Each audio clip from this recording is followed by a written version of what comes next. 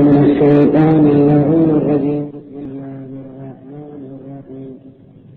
الحمد لله رب العالمين، والصلاة والسلام على سيد الأنبياء وأشرف المرسلين وإترته الطيبين الطاهرين، ولعنة الله على أعدائهم أجمعين. سیرت پیغمبر اسلام کے سلسلے کی موجودہ سال کی نویں تقریر اور مجموعی اعتبار سے تقریر نمبر 88. ہجرت کا 5واں سال چل رہا ہے، جس کے حالات ان تقاریر میں بیان ہو رہے ہیں.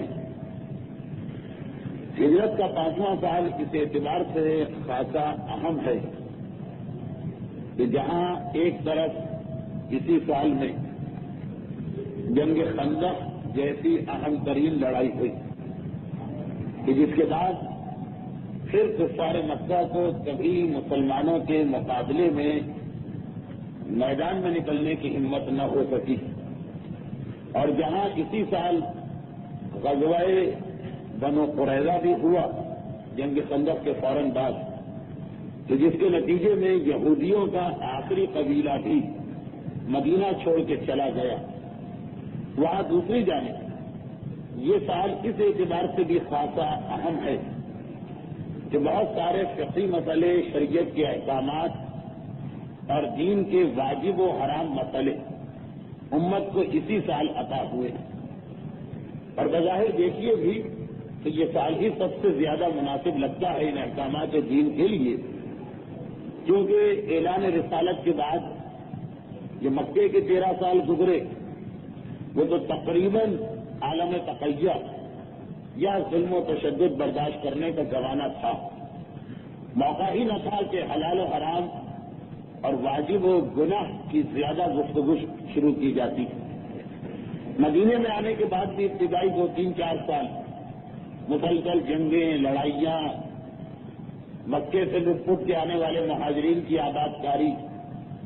لیکن اب یہ 5واں سال شروع ہو چکا ہے تو ایک جانب مسلمانوں کی حکومت بھی مستحکم ہو گئی، یہودیوں کے قبیلے کی شکست کے نتیجے میں مال غنیمت بھی بڑی تعداد میں مسلمانوں کو ملا، اور مسلمانوں کی دھاک، مسلمانوں کا روب، مسلمانوں کی حیبت اطراف مدینہ کے تمام قبائل پہ بیٹھ گئی. اور ایک طرح سے یہ کہیے کہ ذرا سا فراغت کا زمانہ آیا. اگرچہ مکمل طور پہ فراغت تو جنگ خیبر کے بعد ہی ہوئی جب دولت کی کثرت ہو گئی تھی، لیکن ابھی بھی کچھ مشکلات حل ہوئیں، چنانچہ احکامات آنے لگے. جیسا کہ آپ ان 2-3 تقاریر میں سنیں گے کہ اسی سال میں شراب حرام ہوئی، یہ تو پچھلی تقریر میں تفصیل آ چکی. اسی سال میں پردے کا حکم آیا، اب تک اسلام میں پردے کا حکم نہیں تھا. اسی سال میں طلاق کے کچھ مسئلے آئے. اسی سال خوف کے عالم میں جو نماز پڑھی جاتی ہے اس کا طریقہ عطا ہوا. اسی سال اسلام کی پہلی نماز آیات، سورج گہن اور چاند گہن کی نمازوں کا مسئلہ آیا. اسی سال پاک دامن عورت پر زنا کی تہمت لگانے والے کے لیے کوڑے کی سزا کا حکم آیا. اسی سال حکم لعان، شوہر اور بیوی کے درمیان طلاق کے علاوہ ایک اور طریقہ بھی ہے جدائی کا، اس کا طریقہ آیا. اور اسی سال اسلام نے بعض رسم و رواج کو جو عربوں میں بڑی جڑ پکڑ چکے تھے پوری سختی کے ساتھ ختم کیا. تو یہ 5واں سال اس اعتبار سے بڑا اہم سال ہے کہ واقعات کا ایک ہجوم ہے.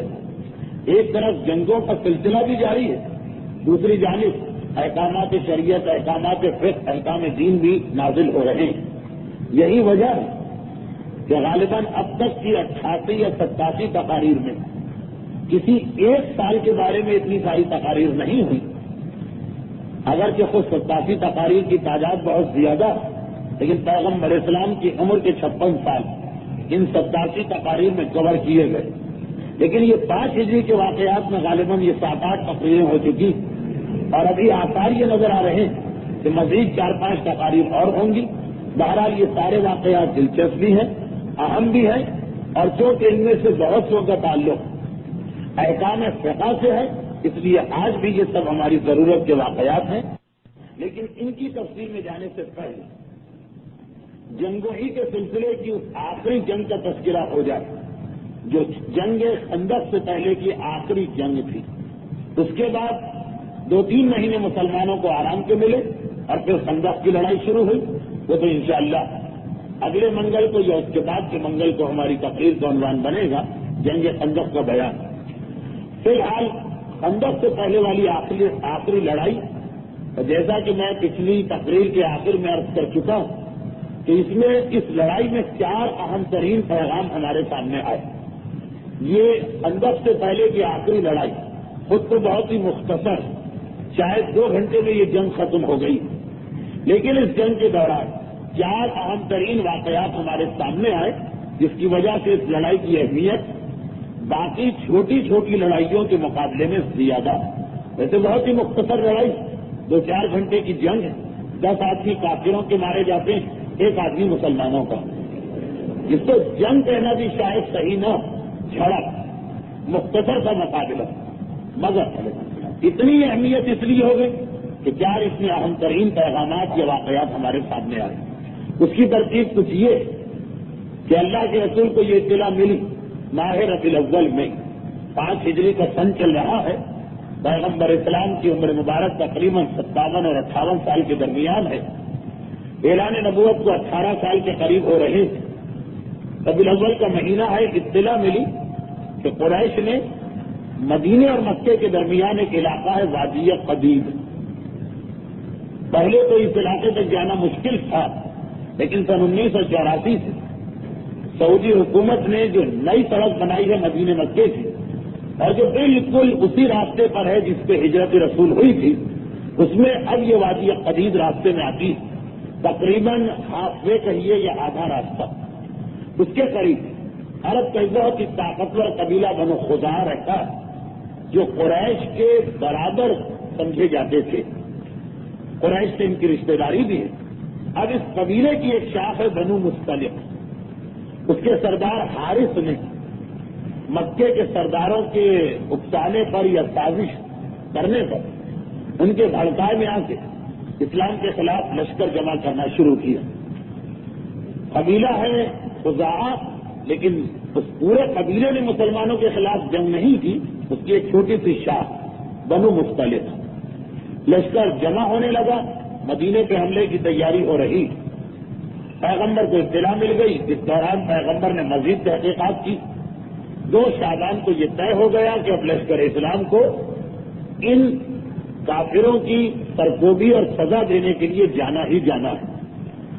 چنانچہ 2 شعبان سن 5 ہجری کو مدینے سے یہ لشکر چلا۔ پہلا واقعہ تو دوران سفر ہی پیش آ گیا کہ جب جنات سے پہلی لڑائی ہوئی مسلمانوں کی، اور یہ لڑائی بھی بس یہ کہنے کی حد تک ہے کہ مسلمانوں کی، ورنہ جو تفصیل آپ نے سنی ہے تو فقط ایک ہی مرد مجاہد تھا کہ جو جنات کا مقابلہ کرنے کے لیے گیا، لیکن یہ علی کی زندگی کی آخری لڑائی نہیں ہے۔ اس کے بعد پھر کئی اور مقامات پہ علی کی تلوار جنات کے خلاف بھی حرکت میں آئی۔ پہلی لڑائی یہ تھی، یہاں تک کا واقعہ گزشتہ منگل کو بیان ہو گیا، اور اس وقت میرے مولا نے بھاگنے والے جنات کو صرف ایک تنبیہ کی تھی کہ جو کفر کے ساتھ بھاگے گا وہ میری تلوار سے نہیں بچ سکتا۔ اور پھر جب مسلمان جنات کی لڑائی سے فارغ ہو کر وہاں پر آئے کہ جہاں اللہ کا رسول لشکر اسلام کے باقی حصے کو لے کے انتظار کر رہا ہے، تو پتہ چلا کہ بھاگتے ہوئے جتنے بھی جن یہاں آ کے ایمان قبول کر کے گئے ہیں، پیغمبر اسلام نے یہ اعلان کیا کہ پہلا معرکہ مسلمانوں نے جیتا، اور اب جو اصل لڑائی ہے بنو مستلق سے قبیلے سے، اس کے لیے یہ لشکر آگے بڑھا، یہاں تک کہ وہ مقام آ گیا کہ جہاں یہ قبیلہ آباد ہے، یعنی وادی قدید کے قریب ایک چشمہ ہے جس کا نام مریسے۔ اسی وجہ سے بعض کتابوں میں اس لڑائی کو غزوہ مریسے بھی کہتے ہیں۔ یہ ایک بات بار بار بتانے کی ضرورت تو نہیں ہے کہ بہت سی لڑائیاں آپ نے سنی ہیں اب تک کہ جو کسی نہ کسی کنویں یا چشمے کے قریب ہوں، اور اس کی وجہ بالکل واضح ہے۔ 1400 سال پہلے عرب میں پانی کی سپلائی کا کوئی نظام نہیں تھا، کنواں یا پانی کا چشمہ، یہی بس پانی کا ذریعہ ہوتا تھا تو قبیلے شروع سے آباد ہی پانی کے قریب ہوتے تھے. بہت کم ایسے قبیلے تھے کہ جو پانی سے دور ہیں. اسی لیے 8-10 لڑائیاں جو آپ پچھلی 4-5 تقاریر سے سن رہے ہیں, سب میں کسی نہ کسی کنویں کا یا چشمے کا نام آ رہا. تو ہو سکتا ہے کہ ایک عام آدمی حیران ہو جائے کہ کیا وجہ ہے کہ اللہ کا رسول ہمیشہ پانی کے قریب جا کے جنگ چھیڑتا. کہ وجہ یہ کہ قبیلے رہتے ہی پانی کے قریب. آج کل کی طرح کا نظام ہو تو دوسری بات ہے کہ 100 میل پہ بھی دریا ہے تو پائپ لائن کے ذریعے سے پانی آ جائے. اس وقت ہر قبیلہ پانی کے قریب ترین علاقے کو تلاش کرتا. چنانچہ بنو مختلف کی رہائش بھی ایک کنویں کے قریب ہے یا پانی کا چشمہ جسے مریسے کہتے ہیں. وہاں پہ پیغمبر اسلام پہنچے. جیسے ہی سردار قبیلہ کو اطلاع ملی کہ اللہ کا رسول لشکر لے کے ہمارے سروں پہ آ گیا, اس کا تو پورا منصوبہ الٹ گیا. اس نے تو یہ سوچا ہوا تھا کہ ہمیں اچانک مدینے پہ جا کے حملہ کرنا. ہم حملہ کریں گے, مسلمان بے خبر ہوں گے, کامیابی ہمیں ہوگی. اور یہاں الٹا معاملہ ہو گیا کہ مسلمان ہمارے سروں پہ آ پہنچے. چنانچہ سردار قبیلہ تو فوراً فرار اختیار کرتا. جب سردار بھاگ گیا تو باقی لوگوں کی ہمت تو ویسے ہی ٹوٹ جاتی, لیکن پھر اس قبیلے کو یہ کریڈٹ جاتا یا ان کے لیے یہ کہنا پڑتا کہ سردار کے فرار ہو جانے کے باوجود قبیلے نے جنگ کے مقابلہ کرنا چاہا. خصوصاً سردار قبیلہ کا داماد مالک, جو داماد ہے حارث سردار قبیلہ, اس نے خاصی حد تک کوشش کی مقابلے کی. لیکن جب وہ خود اور اس کا اپنا بیٹا دونوں مولا کی تلوار سے جہنم واصل ہوئے اور مزید 9 آدمی یا 8 آدمی اور مارے گئے, 10 یا 11 ہو گیا, یعنی وہ میدان میں مارے گئے. اب تو قبیلہ بھی ایک مرتبہ حوصلہ کھو بیٹھا. سارا قبیلہ فرار اختیار کرتا ہے اور جنگ ختم. اس دوران فقط ایک مسلمان, وہ بھی کتابوں میں لکھا ہے کہ شاید غلط فہمی کی بنیاد پر شہید ہو گئے. صرف ایک مسلمان کی شہادت ہوئی, 10 یا 11 کافر مرے اور جنگ ختم. اس جنگ کے ختم ہونے کے بعد مسلمانوں کو مال غنیمت کثیر تعداد میں ملا. 200 تو عورتیں قیدی بنائی گئی. یہ سب کافر عورتیں ہیں, اور وہ کافرہ عورتیں کہ جو میدان جنگ میں مسلمانوں کے خلاف نکلی, انہی کو کنیز بنایا جاتا. تو 200 تو عورتیں قیدی بنی, یعنی 200 کنیزیں. اب تک اسلام کی تاریخ میں جو 17 یا 18 سال گزرے, کسی ایک جنگ اتنی کثیر تعداد میں مسلمانوں کو کنیزیں نہیں ملی. اس کے علاوہ 2000 اونٹ, خاصا بڑا قبیلہ ہے اپنے آپ کو قریش کے برابر سمجھنے والے, 2000 اونٹ اور 5000 گوشت. اچھا, یہ 2000 اونٹ بہت بڑی چیز. عربوں میں بڑے سے بڑا انعام 100 اونٹ سمجھا جاتا تھا, جو اسلام نے آج بھی خوبہ. کوئی مومن قتل کر دے غلطی سے کسی دوسرے کو, تو جو دیت جو خوبہ دینا پڑتا ہے وہ 100 اونٹ. اس کے علاوہ بھی اکثر آپ نے تاریخ میں 100 اونٹوں کا تذکرہ سنا کہ مثلا ایک صحابی رسول کہتے کہ 100 اونٹ بھی اگر کوئی مجھے دے دیتا, تب بھی علی کے بارے میں جو 3 پیغمبر اسلام نے فضیلتیں بیان کی, وہ مجھے 100 اونٹوں سے زیادہ محبوب ہے اگر مجھے وہ 3 چیزیں مل جاتی. یا یہ کہ جب اللہ کے رسول نے ہجرت کی تھی تو قریش نے اعلان کیا کہ جو رسول کو گرفتار کر کے لائے گا یا ان کا نشان بتائے گا, اسے ہم 100 اونٹ انعام میں دیں گے. آج کل کے حساب سے بھی 15-20 لاکھ, یہ تو 100 اونٹ ہے. وہاں 2000 اونٹ پیغمبر اسلام کے لشکر کو مال غنیمت میں ملے اور 5000 بھیڑ بکریاں. اسلام میں ایک انسان کا خون بہا 100 اونٹ یا 1000 بکریاں رکھا گیا. تو خود آپ اس سے اندازہ کر لیجئے, اتنی تفصیل میں جانے کا نہ وقت ہے نہ ضرورت ہے کہ یہ کتنی بڑی تعداد میں مال غنیمت ہو گیا خندق کی لڑائی سے کچھ پہلے. چنانچہ مسلمان بڑی خوشی کے عالم میں واپس آ رہے ہیں. ان 200 عورتوں میں خود سردار قبیلہ کی بیٹی برہ بھی تھی, بے رے اور گول ہے برہ. یہ سردار قبیلہ کی بیٹی وہ کہ جن کے شوہر مالک اسی جنگ میں مولا کے ہاتھ سے مارے گئے. اب گرفتار ہونے والی عورتوں میں سردار قبیلہ کی اپنی بیٹی بھی, جس کا باپ بھاگ گیا, جس کا شوہر میدان میں علی کی تلوار سے مارا گیا. جب یہ سب لوگ واپس مدینے آتے, اس کے بعد جناب برہ کا واقعہ, اب جو 2-3-4 واقعات پیش آئے تاریخ میں, ابھی جس پر ہم گفتگو کر رہے ہیں اس کے علاوہ یہ وہ واقعات ہیں کہ مسلمان تاریخ لکھنے والوں نے بڑی ہی بے احتیاطی اور لاپرواہی کا مظاہرہ کیا، جھوٹی سچی غلط صحیح ساری روایتیں نقل کر دی. اس کی وجہ سے یہ جو 5 ہجری کے واقعات ہیں سب سے زیادہ عیسائیوں اسی سال کے واقعات کو پیغمبر کی شان کے خلاف استعمال کیا، جس میں پہلا واقعہ تو یہی ہے برہ کا واقعہ. برہ وہ خاتون کہ بعد میں پیغمبر نے ان کا نام بدل کے جویریہ کیا اور ان سے شادی کر کے ازواج رسالت میں ان کو شامل کیا. یہ پیغمبر اسلام کی 7ویں یا 8ویں بیویوں کی تعداد میں ان کا نمبر 7 ہے یا نمبر 8. لیکن اصل میں یہ کافروں کے قبیلے بنو مصطلق کے سردار حارث کی بیٹی ہے اور بیوہ خاتون ہے کہ ان کا شوہر مارا گیا. اب یہ گرفتار ہو کے میدان میں آئیں. ائمہ طاہرین سے جو روایت مروی ہے جنہیں علامہ مجلسی نے بھی بہار میں لکھا، علامہ قدرتی نے اعلام الورم، وہ بڑی مختصر روایت، وہ سن لیجیے. جب مدینے میں سب لوگ پہنچے تو پیغمبر نے پہلے تو خمس نکالا، مال غنیمت کا خمس نکلتا، اور مال غنیمت کا خمس تو اتنا مشہور کہ شیطان نے بعض مومنوں کو اتنا بہکا دیا کہ وہ سمجھتے ہیں کہ خمس ہوتا ہی صرف مال غنیمت میں. تو بہرحال سب سے پہلے مال غنیمت سے خمس نکلا. اس کے بعد جتنے بھی مجاہدین تھے سب میں یہ مال غنیمت تقسیم ہو گیا، اور یہ 200 جو کنیزیں آئی تھیں یہ بھی پیغمبر نے ان مجاہدین میں تقسیم کر دی. اب روایت کا جملہ یہ کہ جناب جویریہ، اصل میں ان کا پرانا نام برہ، لیکن چونکہ بعد میں جویریہ کا نام پیغمبر نے ان کو عطا کیا اور بہرحال یہ ام المومنین بنی، ہماری آپ کی ماں ہے، قابل احترام خاتون، اس لیے ان کا نیا ہی نام میں استعمال کر رہا ہوں. جناب جویریہ، انہیں ایک صحابی رسول ہے ثابت ابن قیس، جناب جویریہ کو ان کا گھر ملا. جناب ثابت ابن قیس ایک عام سے شخص، جناب جویریہ اپنے قبیلے کی شہزادی، سردار کی بیٹی. تو سردار قبیلہ حارث وہ کسی طرح مدینے پہنچ گئے، جنگ تو ختم ہو چکی ہے، مدینے آیا، پیغمبر اسلام سے رابطہ قائم کیا اور کہا کہ ٹھیک ہے لڑائیوں میں تو یہ ہوتا ہی، میرے قبیلے کی دیگر عورتیں کنیز بنی تو بنی، لیکن میری بیٹی قابل احترام شہزادی، اپنے قبیلے کی ساری عورتوں سے اس کا مقام بلند، اسے بھی آپ نے کنیز بنا لیا. بس میں درخواست لے کے آیا کہ سردار قبیلہ کی بیٹی اور شریف خاندان سے تعلق رکھنے کی بنا پر اس کے ساتھ کنیزی کا سلوک نہ کیا جائے، اس کے معاملے میں آپ نظر ثانی کریں.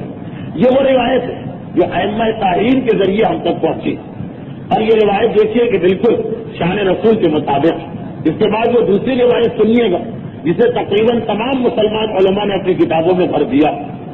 پیغمبر اسلام نے کہا ٹھیک ہے، اتنا اختیار تو پیغمبر رکھتے ہیں، ٹھیک ہے اپنی بیٹی کو تم لے جاؤ، میری طرف سے بالکل اجازت، ایک کنیز آزاد ہو رہی، بچوں کے ایک محترم خاندان سے اس کا تعلق ہے، پیغمبر اسلام اجازت دیتے.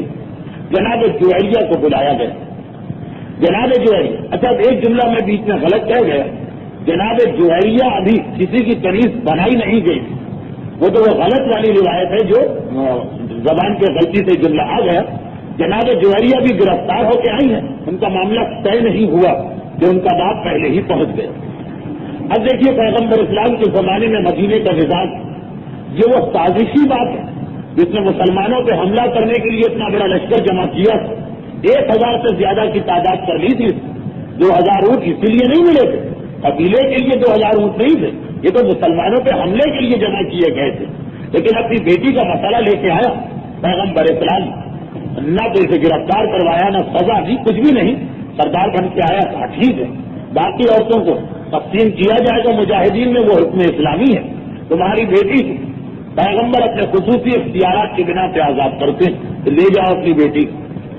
چنانچہ جویریہ کو جن کا ابھی تک نام برہ بلایا گیا، پیغمبر اسلام نے کہا کہ تمہارا باپ آیا تمہاری آزادی کی درخواست لے کے میں تمہیں آزاد کرتا ہوں.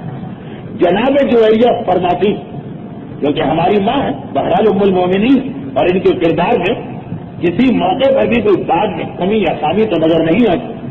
انہوں نے جس وقت یہ دیکھا انکار کر دیا کہ اللہ کے رسول اب میں اسلام قبول کر چکی ہوں اور دوبارہ کفر میں جانے کو تیار نہیں. اور پھر کہا کہ میں نے آپ کے لشکر کے حملے سے چند دن پہلے خواب دیکھا تھا اور میری سمجھ میں نہیں آ رہا تھا کہ اس خواب کی تعبیر کیا. خواب میں نے یہ دیکھا تھا کہ جیسے مدینے سے چاند نکلا اور وہ میرے دامن میں آ گیا اور میں حیران و پریشان تھی کہ اس خواب کا مطلب کیا.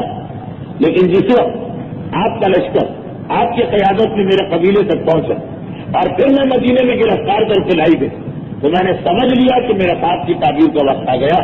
اور اللہ کے رسول نہ صرف یہ کہ میں باپ کے ساتھ جانا نہیں چاہتی بلکہ میری خواہش یہ کہ آپ مجھے اپنے ازدواج میں آپ مجھے اپنے حق میں لے لیں اور میں آپ کی کنیز بن کی زندگی گزارنا چاہتی ہوں.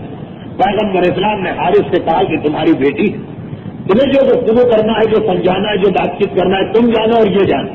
البتہ اگر یہ اسلام لا کے باپ کے ساتھ جانے سے انکار کرے تو بہرحال مسلمان اسے فرق دے. زبردستی اس کو کافروں کے پاس نہیں بھیجا جا سکتا. حارث نے بڑا زور لگایا. اختتام یہ ہوا کہ بہرحال وہ اپنی بیٹی کو برا بھلا کہتے بلکہ دشنام دیتے بلکہ گالیاں دیتے ہوئے یہاں سے رخصت ہوتا ہے. لیکن جناب جوہریہ نے باپ کے ساتھ اپنے قبیلے میں جانے سے انکار کر دیا. مدینہ بالکل اجنبی جگہ, یہاں ان کے قبیلے کا کوئی شخص نہیں. اور پھر پیغمبر سے درخواست کرتی, پیغمبر اسلام ان کی درخواست کو بھی قبول کرتے اور ان کا پیغمبر اسلام سے نکاح ہو گیا. جیسا کہ میں نے عرض کیا کہ اس سے پہلے پیغمبر کی 6 شادیاں تو یقینی ہیں. جناب خدیجہ سے نکاح پیغمبر نے کیا ہے, جناب سودا سے نکاح کیا ہے, تیسری شادی جناب عائشہ سے. اس کے بعد 3 شادیاں جنگ احد کے بعد ہوئی, جناب زینب ام المساکین. 5ویں شادی جناب حفصہ حضرت عمر کی بیٹی. 6ٹھی شادی جناب ام سلمہ. اب اس کے بعد تاریخ میں یہ اختلاف ہے کہ 7ویں شادی کس سے ہوئی, کیونکہ اس ایک سال میں 5 ہجری میں پیغمبر کی 2 شادیاں ہوئی. ایک اپنی بھتیجا بہن زینب سے, وہ دوسری زینب, اور ایک جوہریہ سے. تو ترتیب میں اختلاف بات کہتے ہیں کہ جناب زینب سے پہلے شادی ہوئی وہ 7ویں تھی اور یہ 8ویں شادی ہے. بہرحال یہ شادی ہو گئی. جیسے ہی یہ شادی ہوئی اور مدینے والوں کو اطلاع ملی تو ایک مرتبہ سارا مدینہ خود ہی, نہ کسی نے ان کو کوئی حکم دیا نہ ایسا کوئی مسئلہ اسلام میں ہے, وہ تمام لوگ یعنی تقریباً وہ 200 گھرانے جن کے پاس اس قبیلے کی عورتیں بطور ایک کنیز پہنچی خود ہی یہ فیصلہ کر بیٹھے کہ اب جناب جوہریہ حرم رسالت میں داخل ہو گئی, ہماری ماں بن گئی ہے, ہمارے لیے قابل احترام. کیسے ممکن ہے کہ پیغمبر اسلام کی جو سسرال ہے ان عورتوں کو ہم اپنی کنیز بنائیں. یہ قبیلے کی ساری عورتیں پیغمبر کے سسرالی قبیلے سے تعلق رکھتی, چنانچہ خود ہم انہیں آزاد کیے دیتے ہیں. تاریخ میں یہ جملہ ہے, حضرت عائشہ نے یہ جملہ کہا کہ میں نے جوہریہ سے زیادہ بھاگوان یعنی جوہریہ سے زیادہ دوسروں کی قسمت بدلنے والی کوئی عورت نہیں دیکھی کہ جس ایک عورت اپنے قبیلے کی 200 عورتوں کی کنیزی کو آزادی میں بدل دیا. اور وہ مسلمان بھی خراج تحسین کے حقدار جنہوں نے اتنا احترام رسالت کا خیال رکھا کہ اگرچہ پیغمبر کی سسرال ابھی تک کافر لیکن بہرحال ایک نسبت آ گئی. ہم ان عورتوں کا بھی احترام کریں گے جو جناب جوہریہ کے قبیلے سے تعلق رکھتی. جناب جوہریہ کا یہ وہ واقعہ کہ جوہریہ اس اعتبار سے ایک اچھا نام بھی سمجھا گیا کہ پیغمبر اسلام نے جب شادی کر پھر کہا کہ تمہارا نام برہ مناسب نہیں ہے, اس کے بدلے جوہریہ کا نام رکھو. اب یہاں پر ائمہ طاہرین نے تو یہ واقعہ بیان کیا. آئیے دیکھ لیجیے کہ عام مورخین اس واقعے میں شان رسالت کتنی زیادتی کی ہے اور ایک سیدھے سادے واقعے کو کیسا بدل کے دشمنوں کو یہ موقع دیا کہ وہ مسلمانوں اور اسلام اور رسول اسلام کے اعتراف کریں. چنانچہ عام تاریخوں میں یہ واقعہ ملتا ہے. حتیٰ یہ کہ صحیح بخاری اور صحیح مسلم کی بھی یہ حدیث ہے کہ جہاں پہ علامہ شبلی کو بھی یہ کہنا پڑا کہ اگر ان 2 کتاب کی حدیث سب سے زیادہ معتبر ہوتی لیکن اس واقعے میں ہم دوسری کتابوں کی حدیث کہتے ہیں. تو سنیے جو واقعہ اس طرح سے پیش ہوا ہے عام تاریخوں میں کہ جب یہ کنیزیں بن کے ساری عورتیں مدینے میں آئیں تو جناب جوہریہ کو ثابت ابن قیس کے حوالے کیا گیا. جو تقسیم ہوئی کنیزیں عام طور پر پورے کے ذریعے تقسیم ہوتی ہیں تاکہ کسی کو شکوہ اور شکایت نہ ہو. ثابت ابن قیس بقول ان مورخین تھے, یہ ذہن میں رکھیے گا, اس روایت کو ہمارے علماء نے نہیں مانا لیکن عام کتابوں کی روایت کہ اب جناب ثابت ابن قیس ایک عام مسلمان، جویریہ شہزادی، اگرچہ کنیز بن گئی ہے لیکن بہرحال ہے تو شہزادی، انہیں اپنی کنیزی پر اتنا اعتراض نہیں ہوا جتنا اعتراض یہ ہوا کہ بالکل ایک عام سے آدمی کے گھر میں گئی، انہوں نے جناب ثابت سے ایک بات کی۔ اسلام میں ایگریمنٹ ہے کہ اگر کوئی غلام اور کنیز اپنے آقا کو راضی کر لے کہ میں آپ کو اتنے پیسے لا کے دوں، آپ مجھے آزاد کر دیں، تو یہ ایگریمنٹ صحیح ہے، اس کا نام ہے مکاتبت۔ جیسے جناب سلمان فارسی کیسے آزاد ہوئے، اپنے یہودی آقا کے پاس گئے، اس سے کہا کہ میں آزادی چاہتا ہوں، کتنے پیسے چاہیے۔ باہر مرضی آقا کی چلے گی، اگر وہ منع کر دے تو معاملہ ختم۔ جناب جویریہ نے ثابت سے کہا کہ میں اگر آزادی چاہوں تو تم اتنے پیسوں پہ مجھے آزاد کرو گے۔ انہوں نے رقم بتائی کہ اتنے پیسے مل جائیں تو ٹھیک ہے۔ اب جناب جویریہ نے یہ پیسے اکٹھا کرنا شروع کی، چنانچہ مختلف دولت مند اور مالدار مسلمانوں کے پاس گئی اور کہا کہ مجھے یہ پیسے چاہیے۔ اب ضمنی طور پر ایک مسئلہ آ جائے، زکوٰۃ اور فطرہ۔ زکوٰۃ اور فطرہ یہ غریبوں اور مسکینوں کو دیا جاتا، لیکن اسلام نے کہا کہ 8 جگہ خرچ ہو سکتا۔ اس میں یہ بھی ہے کہ اگر کوئی غلام اور کنیز ہے بیچارہ، اس کا آقا اسے آزاد کرنے کو تیار لیکن رقم مانگتا ہے، تو کسی غلام اور کنیز کو اس کی آزادی کی خاطر زکوٰۃ میں سے اتنے پیسے دے سکتے۔ یہ نیکی بھی اسلام نے مانی ہے، اور ایسی نیکی کہ واجب زکوٰۃ اور واجب فطرہ بھی اس میں خرچ کیا جا سکتا۔ جناب جویریہ مختلف گھروں میں گئی، لیکن وہ مطلوبہ رقم حاصل نہیں ہو رہی، رقم حاصل بڑی۔ مسلمان ابھی تک بہرحال غربت میں تو ہے، آخر پیغمبر اسلام کے پاس آئے۔ اب جو جملے ہیں وہ ایسے کہ ان کو ادا کرنا بھی بڑا دل پہ جبر کرنا پڑتا، لیکن بہرحال تاریخ کے الفاظ حضرت عائشہ فرماتی، اور بہرحال میرا دل تو یہ کہتا کہ یہ جملہ بھی حضرت عائشہ کا نہیں ہوگا، مورخ نے لاپرواہی کے ساتھ کہیں کی بات کہیں جوڑ۔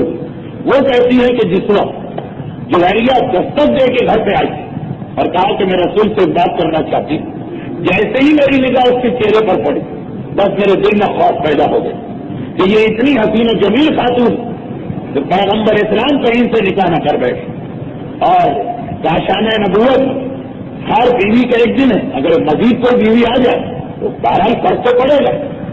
یہ جملہ تاریخ میں آیا ایک طرف، اس کے بعد یہ جملہ آیا کہ جناب عائشہ کا خوف صحیح ثابت ہوا۔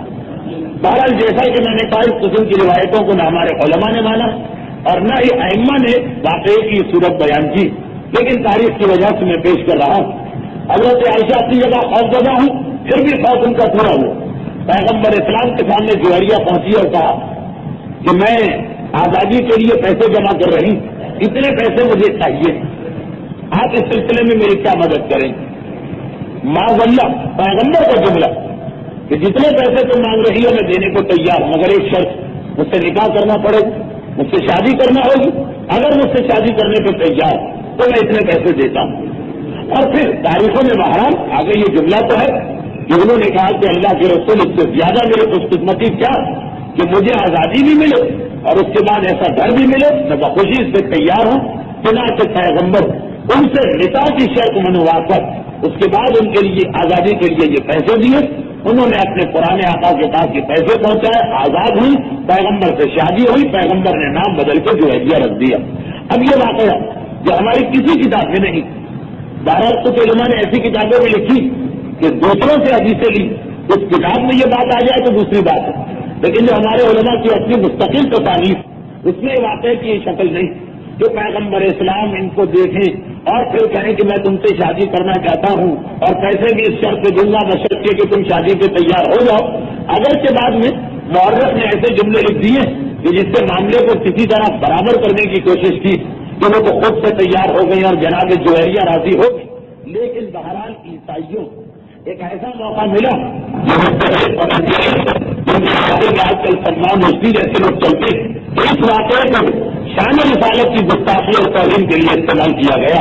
بہرحال بہت زیادہ تفصیل میں جانے کی ضرورت نہیں، اس جنگ کے نتیجے میں پہلا واقعہ تو یہ پیش آیا کہ تمام صاحبان ایمان کو امہات المومنین میں ایک اور کا اضافہ نصیب ہوا، جناب جویریہ ہماری ماں بن کے کاشانہ نبوت میں تشریف لائی۔ اب کسی جنگ میں جو میں نے کہا تھا کہ 4 اہم ترین واقعات ہیں، ایک جنوں کی لڑائی، ایک جناب جویریہ کے قید اور پھر ان کا پیغمبر کی بیوی بننا، اس کے بعد تیسرا واقعہ۔ یہ تو بہرحال اتنا اہم کہ اگر 2-4 گھنٹے بھی اس واقعے پہ گفتگو کی جائے تو شاید کم ہو، لیکن خیر سیرت رسول میں ہم نے پوری کوشش کی کہ صرف واقعات بیان ہو، اس کے نتائج پر ہم ابھی بحث نہ کریں تاکہ بات جلدی مکمل ہو جائے۔ اب آئیے غزوے کا تیسرا اہم واقعہ۔ جب لڑائی مکمل ہو گئی، مال غنیمت، کنیزیں، ان سب کو لے کے مسلمان واپس پلٹے تو مدینے تک جانا تقریباً 8 دن کا راستہ واپسی ہو رہی کہ دوران سفر ایک بڑا عجیب واقعہ پیش آیا۔ پیغمبر اسلام کو بھی انتہا سے زیادہ ناگوار لگا یہ جملہ، اور پیغمبر نے یہ بھی کہا کہ جو اس وقت اس جملے کو سن کے آگے بڑھتا اس کا اسلام سے کوئی تعلق نہیں۔ واقعہ یہ ہوا کہ اس لڑائی میں جو مسلمان چلے تھے مدینے سے تو عبداللہ ابن ابی منافقین کا سردار وہ بھی لشکر اسلام میں شامل تھا۔ واپسی میں لشکر کہیں ٹھہرا تھا، دوپہر کا یا دوپہر کا وقت کا لشکر نے قیام کیا اور قریب میں ایک پانی کا چشمہ یا کنواں تھا، مسلمان پانی بھرنے کے لیے باری باری جا رہے ہیں۔ اب مدینے میں جو مسلمان ہیں بہرحال ان کی ہے تو 2 قسم، ایک مکے سے آنے والے مہاجر اور ایک مدینے کے پرانے باشندے انصار۔ اب اتفاق یہ کہ جو کنواں تھا وہ بہرحال چھوٹا اور تنگ کنواں تھا، زیادہ آدمیوں کو ایک وقت میں پانی نکالنے کا موقع نہیں ملتا تھا، پھر بھی باری باری 2-2 3-3 آدمی جاتے ہیں۔ اسی دوران یہ واقعہ پیش آئے کہ انصار میں سے ایک شخص پانی نکالنے کے لیے پہنچا اور مکے کے مہاجرین میں سے ایک شخص جو حضرت عمر کا غلام تھا وہ پانی کے لیے پہنچا۔ کنویں میں دونوں نے ڈول نکالے اور پانی کھینچنا شروع کیا۔ اب اتفاق سے ڈول ٹکرا گئے، پانی الٹ گیا یا اسی قسم کا کوئی واقعہ پیش آیا، دونوں میں ہو گیا جھگڑا۔ ان میں سے ایک ہے مہاجر اور ایک ہے انصار، ایک ہے مکے سے آ کر مدینے میں رہنے والا نیا باشندہ، ایک ہے مدینے کا پرانا باشندہ۔ اب جو دونوں میں جھگڑا ہوا، ہاتھا پائی ہوئی، ذہن میں رکھیے گا کہ صحرا کے سفر اور خصوصاً دوپہر کا وقت انسان کے دماغ کو کھولا کے رکھ دیتا ہے۔ ویسے انسان کو تھوڑا سا غصہ تو ہوتا ہے، صحرا کے درمیان بلڈ پریشر تھوڑا سا ہائی تو ہوتا ہی، اور اس کے بعد یہ پانی کا مسئلہ، لڑائی ہو گئی۔ اب جو لڑائی ہو تو اس انصار نے ایک مرتبہ آواز دی، یا معشر الانصار، یا للانصار، کہ اے انصاروں آؤ میری مدد کے لیے۔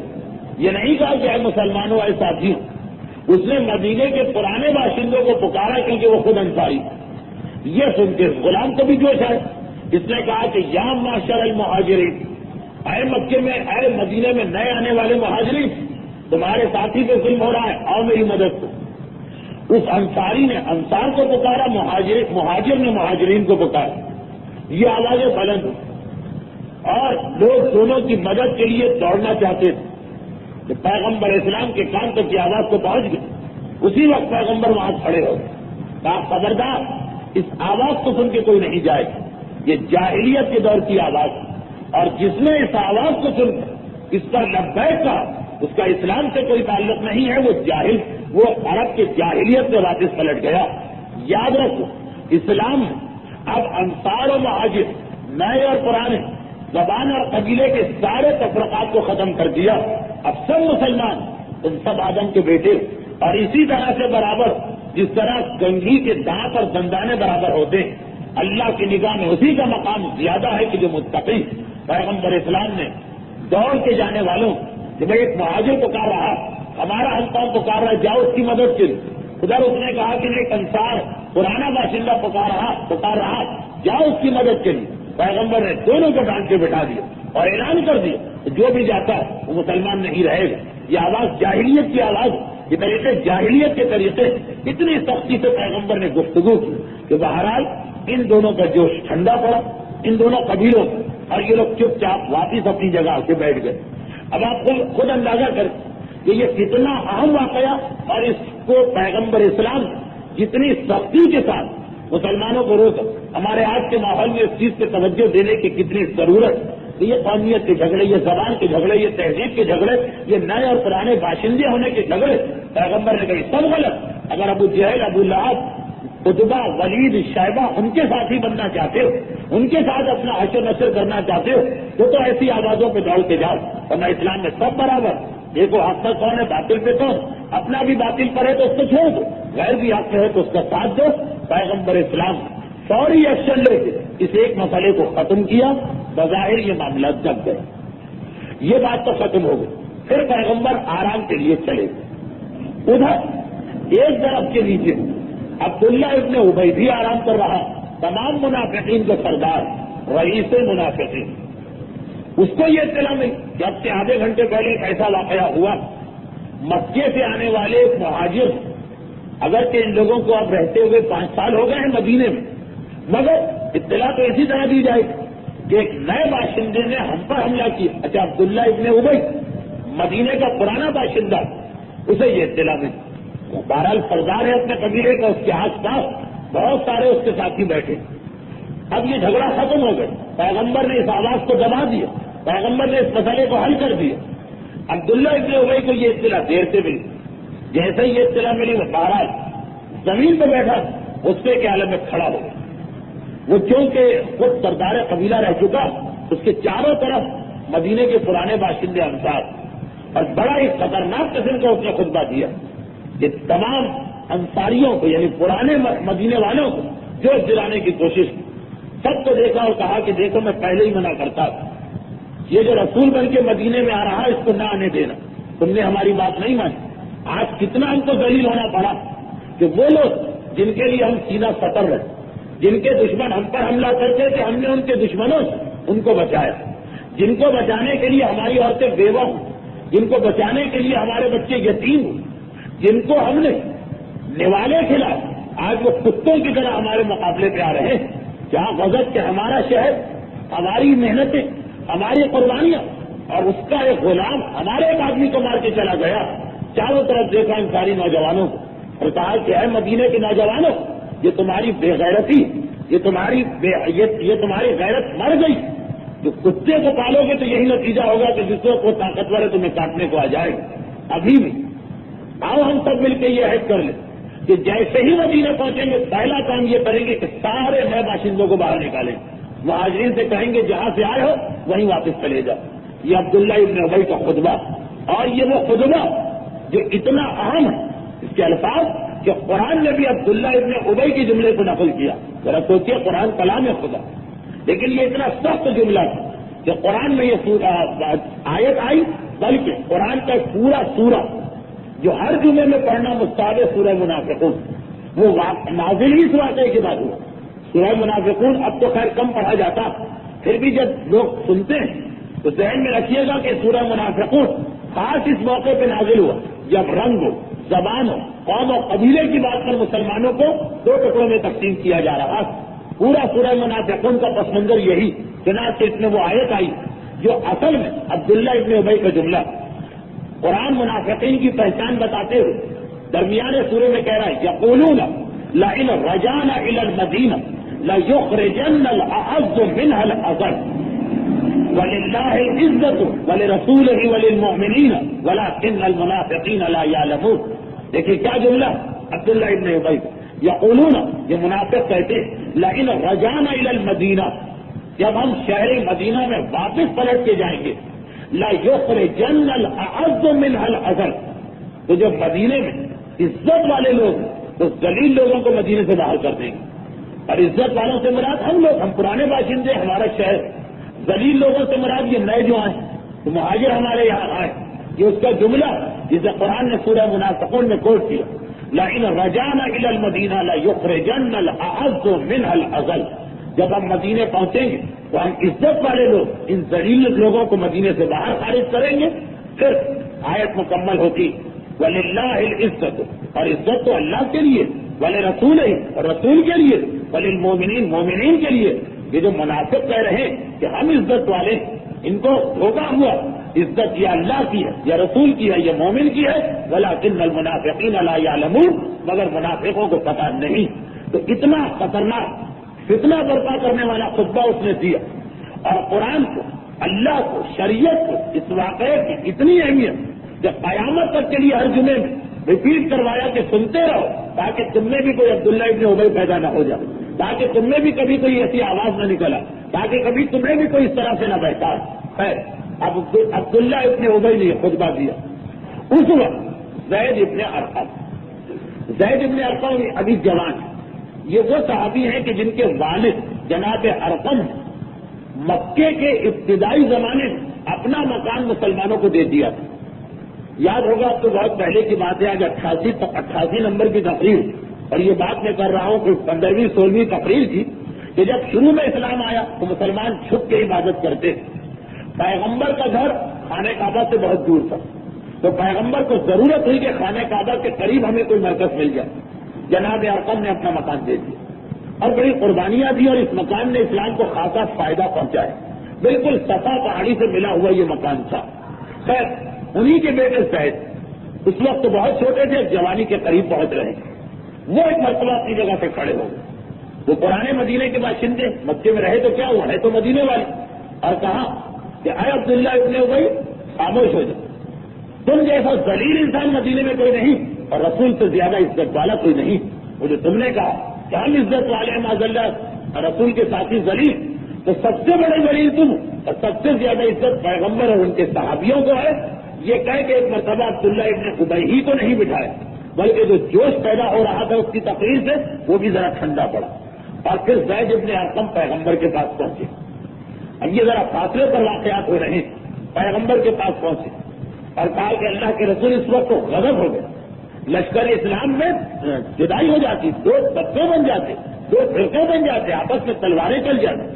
عبداللہ ابن ابی نے اتنا خطرناک خطبہ دیا، مہاجرین کو یہ کہا اپنے لیے عفو کا لقب، عزت والے کا لقب اختیار کیا۔ اچھا پیغمبر اسلام کا جو طریقہ کار، اور یہاں پر دیکھیے ہمیں ایک اور پیغام ملنا ہے، ایک اور پیغام۔ یہ واقعہ تو بالکل صحیح، لیکن کبھی ایسا بھی تو ہوتا کہ کوئی آدمی دوسرے پارٹی کے جذبات کو بھڑکانے کے لیے جھوٹی سچی کوئی بات بنا کے لے آئے۔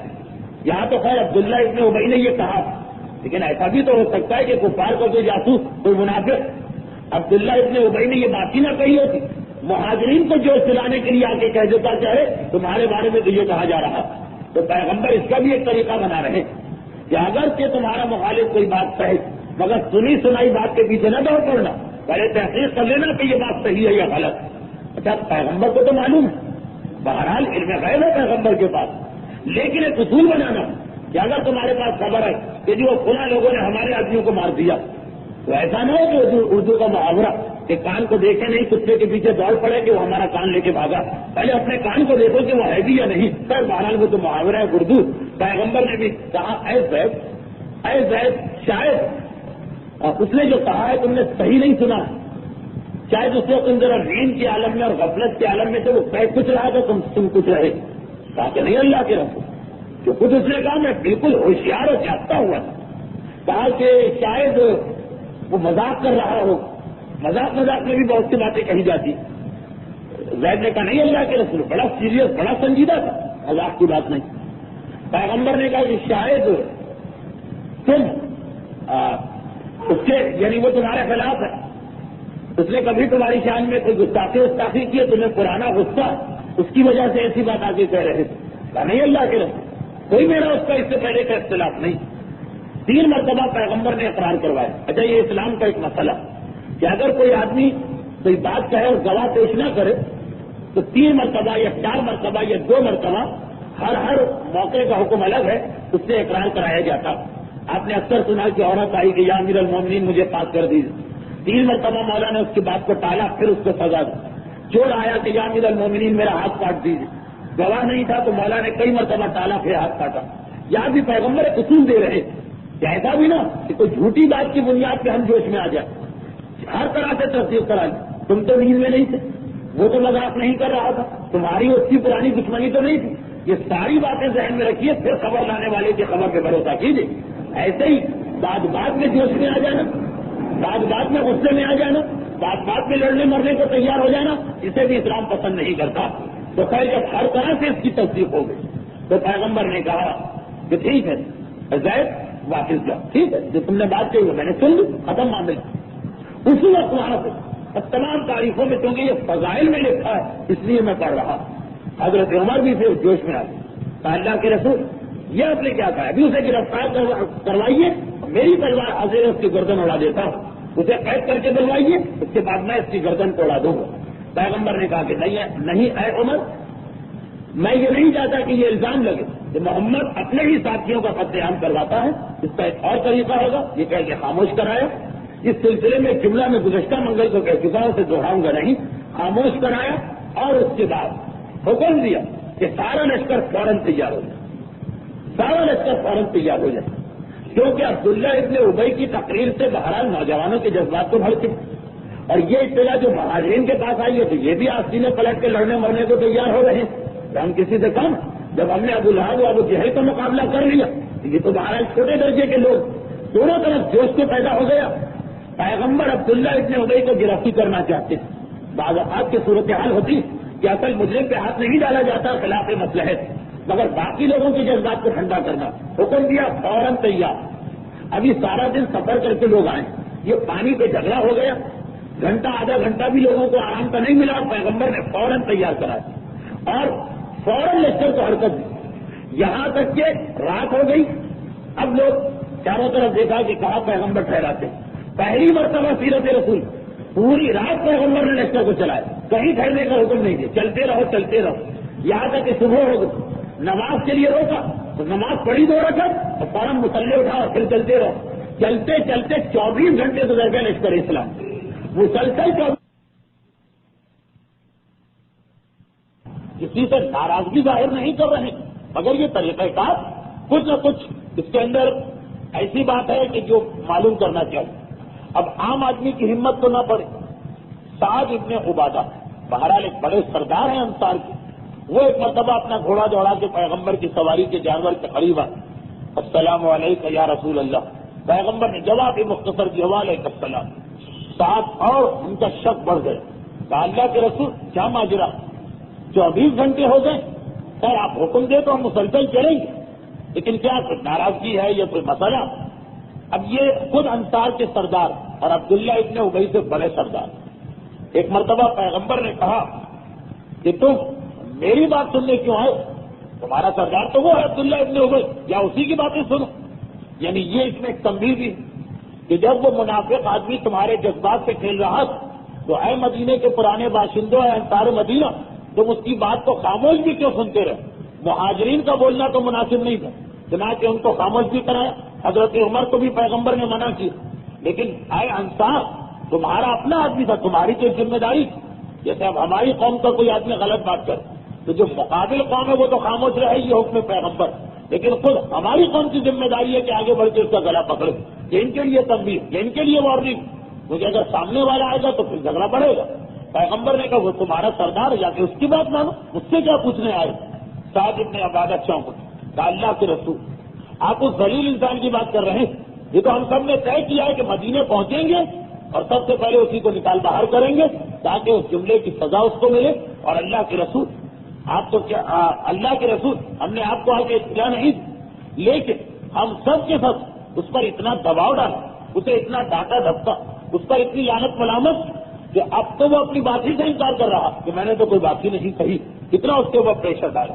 جب پیغمبر نے یہ سنا تو ایک مرتبہ کا اچھا قافلہ روکا، اور جیسے یہ قافلہ روکا 24 گھنٹے کے سفر کے بعد اتنا تھک چکے تھے لوگ کہ جاتے سو، اور اب جو گہری نیند لے کے اٹھے تو 2 دن ہو گئے بات تو سب بات کو بھول گئے، معاملہ ختم ہو گیا، جذبات ٹھنڈے پڑ گئے۔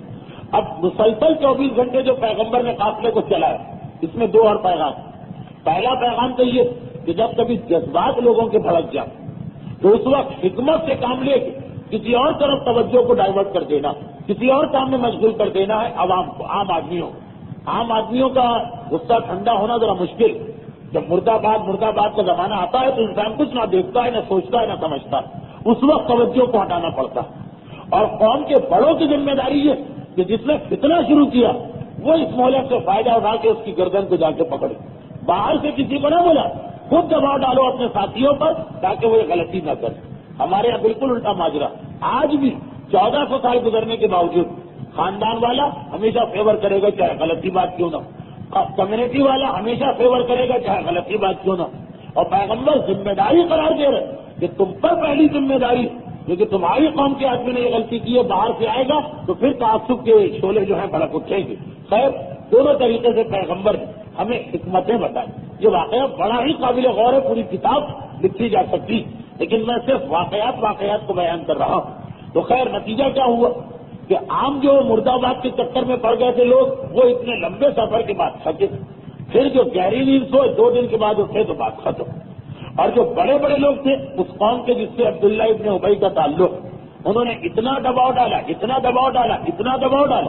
کہ عبداللہ ابن ابی خود پیغمبر کے پاس آئے۔ اب دیکھیے واقعہ چل رہا، خود پیغمبر کے پاس آتا اور آنے کے بعد کہتا ہے اللہ کے رسول مجھے اطلاع ملی کہ میرے نام سے لوگوں نے جھوٹی جھوٹی باتیں آپ کو آ کے بتائیں، خدا کی قسم کھائی اس نے، یہ سب جھوٹ ہے، میں نے کوئی ایسی بات ہی نہیں کہی۔ پیغمبر اسلام کے سامنے قسم کھائی، پیغمبر نے اس کی بات مانی، کہا ٹھیک ہے تم سے اب کوئی ہمیں شکایت نہیں، واپس چلے گا۔ یہ تو واپس چلا گیا، جھوٹی قسم کھا کے اپنی بات کو ثابت کرا گیا۔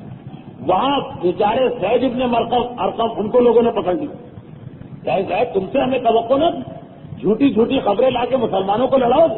عبداللہ ابن ابی نے تو قسم کھائی ہے کہ وہ اس نے ایسی بات ہی نہیں کہی، اور تم پیغمبر کے سامنے جا کے جھوٹی بات کہہ چکے ہو۔ اب زید گھبرا، زید پریشان ہو، دوڑ کے رسول کے پاس آئے، اللہ کے رسول یہ کیا غضب ہو گئے، میں نے تو فقط آپ کو اطلاع دی، عام لوگوں کو نہیں بتایا کہ جھگڑا بڑھے نہیں، آپ کو بتایا تاکہ آپ اس کو سزا دیں اور بات کو ختم کریں، لیکن ہوا ہی کہ میں ہی الٹا قصوروار بن گیا۔ ہر آدمی کہہ رہا ہے کہ دیکھو عبداللہ ابن ابی نے قسم کھا لی اور وہ تو اس کو تو معاملہ صفائی، اس کے معاملے کی صفائی ہو گئی۔ پیغمبر نے کہا زید بیٹھو، تمہیں خوشخبری ملنے والی، اور ایک دم پیغمبر کے چہرے پہ پسینہ آیا، جس سواری پر پیغمبر تھے وہ اونٹ جھکتا چلا گیا، زمین سے جا کے مل گئے۔ یہ آثار ہوتے ہیں وحی نازل ہونے کے، جب رسول پہ وحی نازل ہوتی تو بہرحال یہ کتنا بڑا بوجھ کہ جس سواری پہ رسول ہوں وہ پھر پیغمبر اسلام کو اٹھا نہیں سکتی، زمین سے جا کے مل جاتی ہے اور چہرے پہ پسینے کے آثار۔ تھوڑی دیر کے بعد پیغمبر نے آنکھیں کھولی اور شفقت کے انداز زید کے کان کو پکڑ کے اٹھایا۔ ذہن میں رکھیے کہ زید بالکل ابھی بچپنے اور جوانی کی سرحد پر ہیں، 13, 14, 15 سال کی عمر، اور کہا کہ اے زید مبارک ہو، تمہارے لیے قرآن نے براز ظاہر کی اور تمہاری صفائی قرآن نے پیش کی، اور سورہ منافقون کی ابتدائی 3 آیت بسم اللہ الرحمن الرحیم اذا جاء المنافقون، اے رسول جب منافقون تمہارے پاس آتے ہیں، یقولون اور آگے یہ کہتے ہیں کہ وہ گواہی دے رہے ہیں انک لرسول اللہ، وہ گواہی دیتے ہیں کہ تم اللہ کے رسول، واللہ یعلم انک لرسول، اللہ کو پتا ہے کہ تم اس کے رسول، لیکن واللہ یشہد ان المنافقین لکاذبین، یاد رکھو لکاذبون کہ یہ منافقون جھوٹے ہیں، اللہ گواہی دے رہا، اتخذوا ایمانہم جنہ، انہوں نے اپنی قسموں کو ایک ڈھال بنا لیا تاکہ لوگوں کو راہ خدا پہ چلنے سے روکے، وَإِنَّهُمْ سَاءَ مَا كَانُوا يَعْمَلُونَ، اور کتنا برا عمل یہ کرتے ہیں۔ تو یہ جو آیتیں ہیں سورہ منافقون، کہ منافق آ کے کہتے ہیں کہ تم اللہ کے رسول، اور اللہ کو پتا ہے کہ تم رسول ہو، لیکن واللہ یشہد، لیکن اللہ یہ گواہی دیتا ہے کہ ان المنافقین لکاذبون، کہ یہ منافق جھوٹے ہیں۔ یہ خاص اس واقعے کے بارے میں آیا کہ وہ عبداللہ ابن ابی جو ابھی قسم کھا کے گواہی دے کے گیا کہ میں تو آپ کو رسول مانتا ہوں، میں تو آپ کے بارے میں لفظ ازل استعمال ہی نہیں کر سکتا، وہ تو جھوٹی خبر۔ یہ خاص اس واقعے کے بارے میں 3 آیت نازل ہو، کیا ہے حبیب تم ہو رسول، لیکن وہ جو تم سے آ کے کہہ گیا وہ جھوٹی گواہی دے رہا، وہ جھوٹا شخص ہے، اور جو قسم کھا رہا وہ بھی جھوٹی قسم، فقط اس نے اس قسم کو جنہ ڈھال، حدیث اقسام و جنہ روزہ ڈھال جہنم کی آگ سے، تو اپنی قسم کو اس نے ڈھال بنایا تاکہ اس کو کوئی سزا نہ ملے، لوگ اس کو برا بھلا نہ کہے، ورنہ یہ جھوٹا۔ پیغمبر نے کہا صاحب یہ آیتیں تمہارے لیے آ گئی، قیامت تک کے لیے زید کی سچائی ثابت، عبداللہ ابن ابی کی برائی ثابت۔ اچھا اب جب یہ آیتیں نازل تو معاملہ پھر پلٹا، عبداللہ ابن ابی کا قبیلہ اس کے پاس پہنچ گئے کہ ارے تم نے کیا غضب کر دی، تمہاری وجہ سے ہمارے قبیلے کا تذکرہ قرآن میں قیامت تک کے لیے آ گئے، یہ تو غضب ہو گئے، ہمارا ایک آدمی گویا ہماری پوری قوم، قرآن نے مذمت کر دی، چلو ابھی بھی موقع، چلو اور چل کر پیغمبر اسلام سے معافی مانگ لو، توبہ کر لو کہ میں نے جو کہا غلط کہا۔ اس کا جواب بھی بڑا عجیب تھا، وہی اسی سورہ منافقون میں قرآن نے وہ بھی نقل کی، وَإِذَا قِيلَ لَهُمْ تَعَالَوْا يَسْتَغْفِرْ لَكُمْ رَسُولُ اللَّهِ، جب ان لوگوں سے منافقین سے کہا جاتا ہے کہ آؤ، تعالو آؤ، یستغفر لکم رسول اللہ، تاکہ اللہ کا رسول تمہارے لیے استغفار کرے، تمہارے لیے معافی طلب کرے اللہ سے۔ تو حالت کیا ہوتی ہے؟ فولو، وہ منہ پھیر کے چلے جاتے، فولو وہ منہ پھیر لیتے، رؤوسہم ورأیتہم، اور تم دیکھو یصدون وہم مستکبرون، وہ غرور کے عالم میں، وہ غرور کے عالم میں منہ پھیر کے جا رہے۔ یہ عبداللہ ابن ابی، لوگوں نے کہا چلو ہماری قوم کو معافی مل جائے، پیغمبر سے معافی مانگو۔ اس نے بڑا عجیب جواب دیا، دیکھیے ابھی قسمیں کھا کے آ رہا ہے رسول کے پاس، قوم میں واپس آئے، کہا تم نے مجھے کیا سمجھ رکھا؟ اس رسول نے آ کر کہا کہ ایمان لاؤ، میں ایمان لے آیا۔ اس نے کہا نماز پڑھو، میں نے نماز پڑھی۔ اس نے کہا زکات دو، میں نے زکات دی۔ اب کیا یہ چاہتا ہے کہ میں اس کے آگے سجدہ بھی کرنے لگوں؟ کتنا جھکتے چلے گا؟ میں نہیں جاتا اس کے پاس معافی مانگنے کے لیے۔ یصدون وہم مستکبرون، قرآن کہہ رہا ہے کیا حبیب بتاؤ مسلمانوں کو کہ منافق کی پہچان یہ کہ کہا جائے گا کہ آ کے رسول سے دعا استغفار کرواؤ، وہ تکبر کے عالم میں منہ پھیر کے چلا جاتا۔ غرض یہ کہ پورا سورہ منافقون، عبداللہ ابن ابی، زید ابن ارقم، اور خاص یہ واقعہ انصار و مہاجرین، نئے اور پرانے باشندوں کا جھگڑا، اس کی بنا پہ یہ سورہ نازل ہوا۔ خیر یہ آیت بھی آ گئی، پھر بھی عبداللہ ابن ابی نے انکار کیا، بس قسم کھا کے آ گیا یہی میرے لیے بہت، اب میں کوئی توبہ کوئی معافی رسول کے پاس جانے کو تیار نہیں، اور یہ کہہ کہ وہ اپنے قبیلے کے ساتھ چلنے لگا۔ پیغمبر اسلام کو بھی اس کی توبہ یا معافی کی ضرورت تو ہے نہیں، لیکن اب یہ بھی دیکھ لیجیے کہ جس وقت یہ آیتیں نازل ہوئی اس کی اتنی مذمت، اس کی اتنی خرابی، تاریخ کہتی ہے کہ اس موقع پر اس کا اپنا بیٹا، یہ ہے ایمان، یہ ہے اسلام، اس کا اپنا بیٹا آیا پیغمبر اسلام کے پاس، کہا اللہ کے رسول میں نے سنا کہ آپ میرے باپ پہ قتل کا حکم جاری کرنے والے، آپ میرے باپ کو قتل کروانے والے، اگر یہ واقعہ صحیح تو یہ ذمہ داری میرے سپرد کیجیے تاکہ میں اپنی تلوار سے اپنے باپ کو قتل کروں، کسی اور کو نہیں، مجھے۔ اور وجہ بھی بتا کہ سارا مدینہ، ہمارا قبیلہ خزرج، دوسرا قبیلہ اوس، سارا مدینہ جانتا کہ مجھ سے زیادہ اپنے والدین کا فرما بردار کوئی نہیں، تو مجھے ڈر لگتا کہ ایسا نہ کہ آپ کسی مسلمان سے میرے باپ کو قتل کرا اور باپ کی محبت میں بعد میں اس مسلمان کو قتل کر ڈالوں، یہ میرے باپ کا قاتل۔ تو اللہ کے رسول ایسا مسئلہ ہی نہ رہنے پائے، مجھے کو حکم دیجیے تاکہ اپنے باپ کی گردن اڑا دوں، تاکہ کسی اور مسلمان کے خلاف کوئی دشمنی اور کینہ میرے دل میں نہ آنے پائے۔ پیغمبر اسلام اس کی پوری گفتگو سنی اس اور اس کے بعد کہا کہ یہ تو کیا کہہ رہا؟ میں نے نہ ایسا کوئی حکم دیا، نہ میں ایسا کوئی حکم دینے والا ہوں، بلکہ تیرے اس جذبے کی وجہ سے میں تیرے باپ کے خاص شفقت کرنے والا ہوں، یہ پیغمبر نے اعلان کیا۔ خیر اب بات ختم ہوئی، بیٹا بھی چلا گیا، لیکن یہ اطلاع مل گئی پیغمبر کو کہ بیٹے نے اپنے سارے نوجوان ساتھیوں کو جمع کیا، اچھا باپ بیٹا ایک ہی قبیلے کے، سب کو جمع کیا کہ اور تو ہم کچھ نہیں کر سکتے کیونکہ پیغمبر نے منع کر دیا، کم سے کم اتنا ضرور کہ جب اللہ کا رسول مدینے میں داخل ہو اپنے بابا کو مدینے میں قدم رکھنے نہیں دے گا۔ وہ اس نے کیسے کہہ دیا کہ ہم عزت والے لوگ ان ذلیلوں کو باہر نکالیں گے؟ بیٹا کہہ رہا کم سے کم اتنی سزا تو اپنے باپ کو دلوانا۔ پیغمبر کو اطلاع ملی، پھر بلایا بیٹے اور کہا کہ نہیں خبردار، جتنا میں نے کہا ہے اس سے زیادہ تمہیں کوئی حق نہیں ہے کسی کو سزا دینے کا، اور اس معاملے کو اللہ کے سپرد کر دو۔ یہ عزت و ذلت جو یہ دے رہا ہے یہ کوئی عزت و ذلت نہیں۔ پھر وہی آیت تلاوت، وَلِلَّهِ الْعِزَّةُ، اصلی عزت تو اللہ عطا کرنے والا، یہ کہے کہ اس کے بیٹے کو روک دیا۔ اور اب یہ واقعہ اختتام کی منزل پر آیا کہ چلتے چلتے مدینے کے قریب پہنچے مسلمان جنت البقیع سے کچھ پہلے، وہاں پہ جنگ سے انتہائی تیز آندھی آئی، بہت طویل ہو گیا یہ واقعہ، لیکن اس کا آخری جو بہت ہی اہم تھا، پورا سورہ منافقون اسی واقعے کے لیے نازل ہوا، اس لیے میں ڈیٹیل میں چلا گیا۔ آخری جملے آج کی تقریر کی۔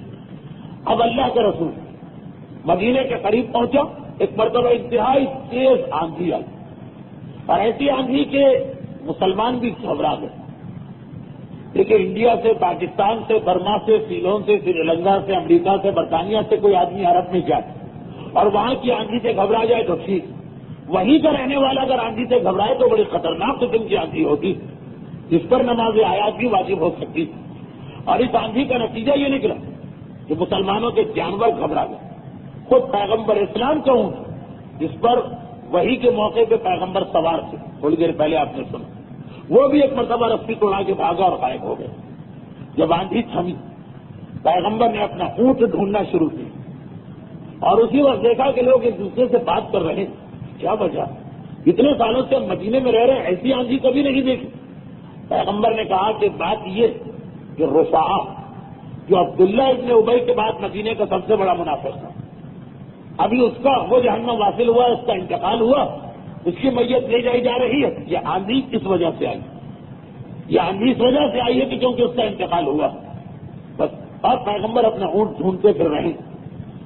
لشکر میں کئی منافق ہیں، ایک نے پلٹ کے کہا عجیب رسول، مدینے سے ہم اتنا دور بیٹھے ہیں، وہ مدینے کی خبر دے رہا ہے کہ وہاں میت اٹھائی جا رہی ہے اور اس کا اونٹ یہاں کھو گیا، وہ اس کو نہیں مل رہا، اونٹ کو ڈھونڈتا پھر رہا۔ یہ کیسا رسول؟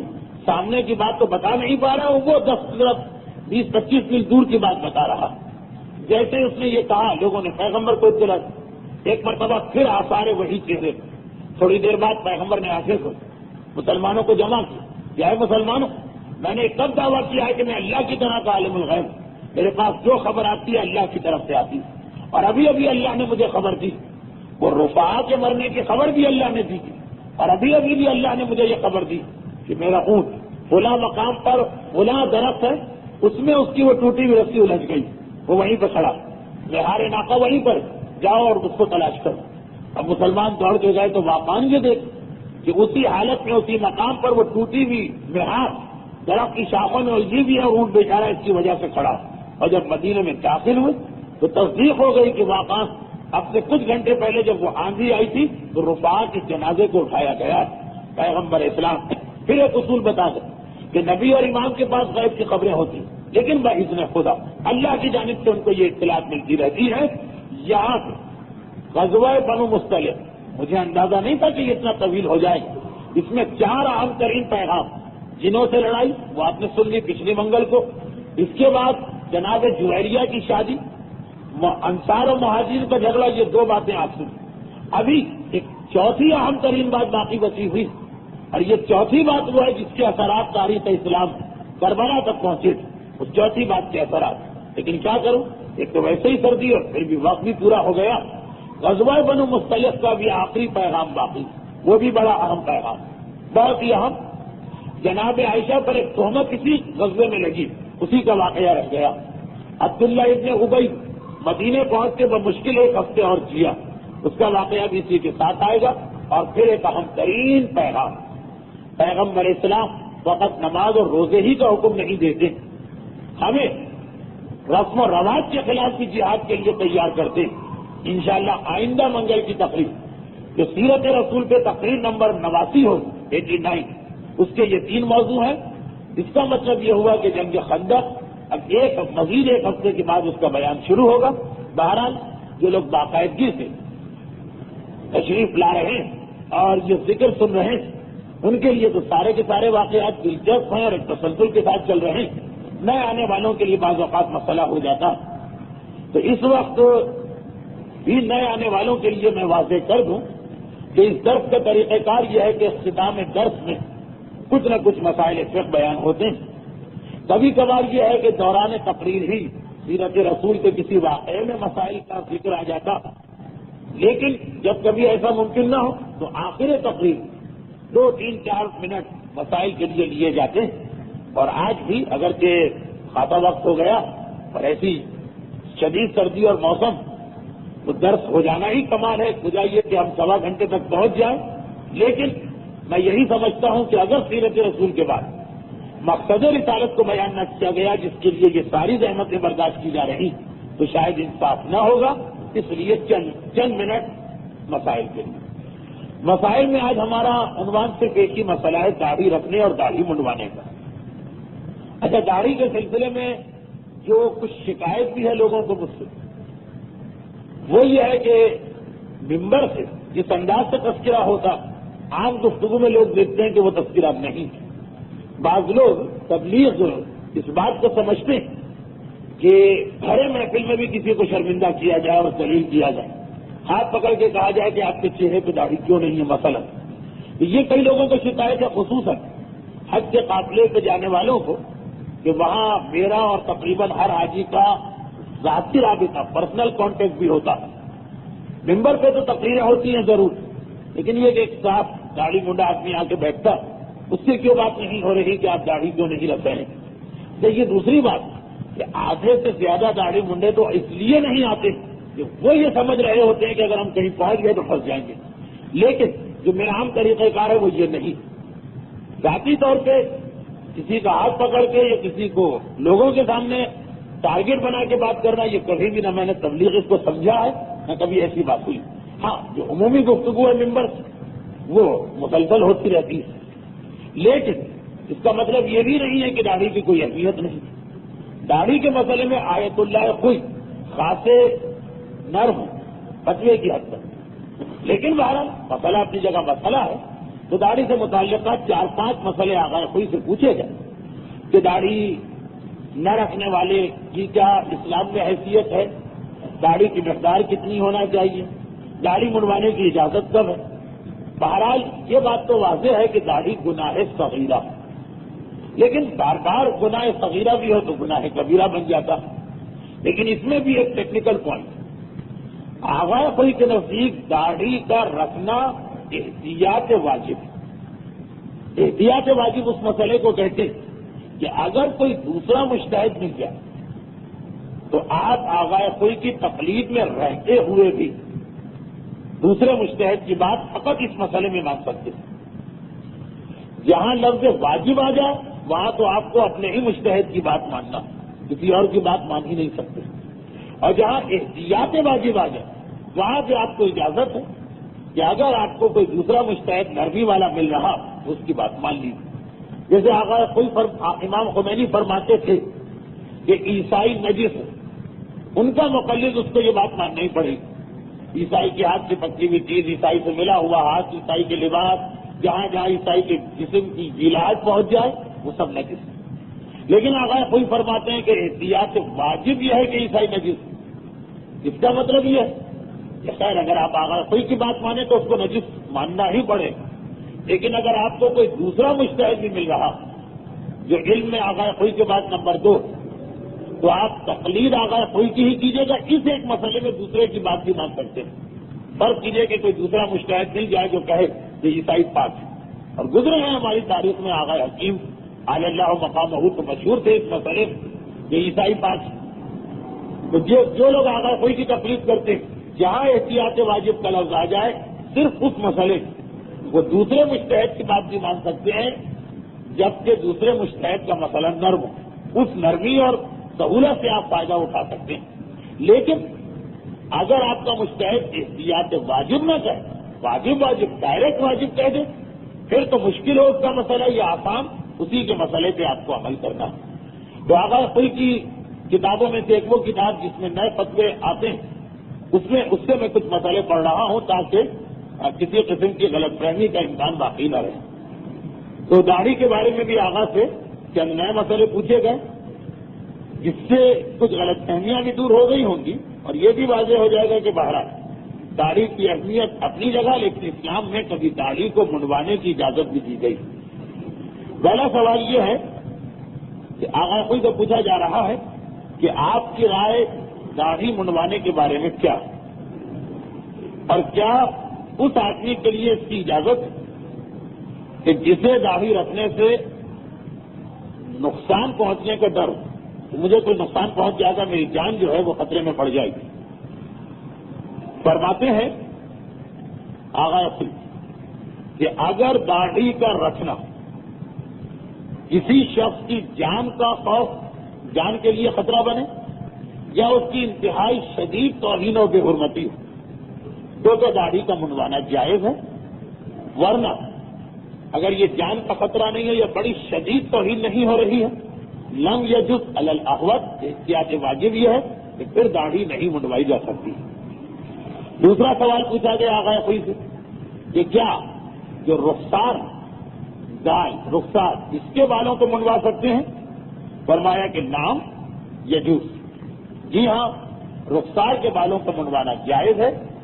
اصل داڑھی جو ہے وہ یہ تھوڑی کے بال. تیسرا سوال پوچھا گیا کہ تھوڑی کسے کہتے ہیں؟ جس کے بال داڑھی، لیکن کیا مقدار ہے تھوڑی کی، یعنی کم سے کم کتنے بال ہونے چاہیے، تھوڑی کہاں سے کہاں تک، جسے انگریزی میں چن کہتے ہیں. فرمایا تھوڑی کی کوئی شریعت نے حد نہیں رکھی، بس اتنا کافی کہ عام لوگ یہ کہیں کہ اس آدمی نے تھوڑی کے اوپر داڑھی رکھی ہے، تھوڑی پہ تھوڑی سی داڑھی رکھی ہے، یہ بھی کہتے تو کافی ہے. یہ کہا جائے کہ یہ جو چن ہے، یہ ٹھڈی یا تھوڑی، اس پر بال پائے جاتے ہیں، عام آدمی جس کو بھی کہتے. شریعت نے کوئی مقدار نہیں رکھی کہ کم سے کم مونچھوں تک ہونے چاہیے یا کم سے کم 1-8 انچ ہونے چاہیے. جی نہیں، یہ سب کا سب عرف پر ہے کہ لوگ یہ کہیں کہ اس آدمی کی تھوڑی سے بال ہے داڑھی کے، یہ کافی ہے اور جائز سمجھا جائے گا.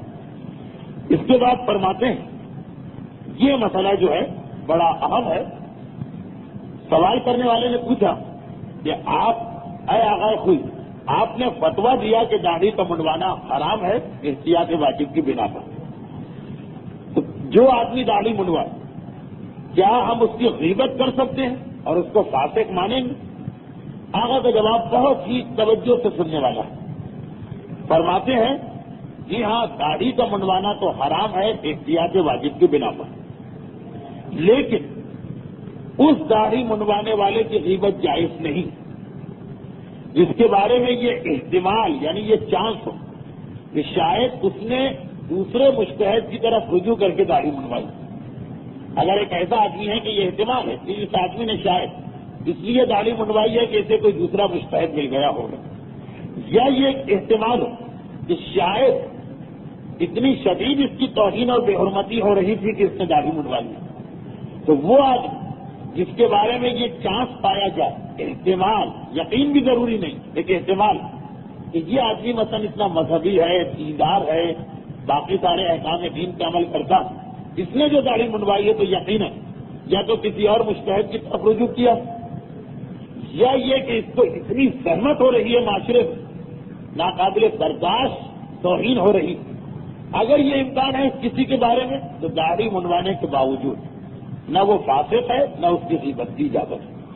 تو اب اس کا مطلب یہ کہ وہ لوگ تو بہرحال اس سے نکل گئے جو اس لیے داڑھی منڈواتے ہیں کہ اسلام میں داڑھی ہے ہی نہیں، اس کے بارے میں تو کوئی چانس ہی نہیں، یا کہے کہ کہاں لکھا ہے قرآن میں، یا کہے کہاں ہے داڑھی کی اہمیت.